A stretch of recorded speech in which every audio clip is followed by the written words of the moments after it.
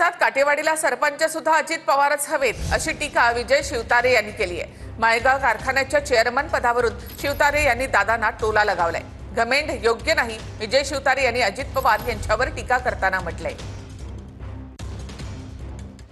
की आता चेअरमन दुसरा कोणी होऊच शकत नाही माझ्याशिवाय, एवढा तगडा।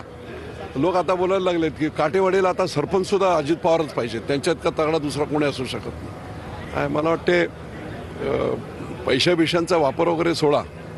मला चांगलं आठवतं की इव्हन माझाही त्यांनी उल्लेख केला होता की मी एकदा ठरवलं की मी कोणाला पाडतो, मी कोणाला काय करतो।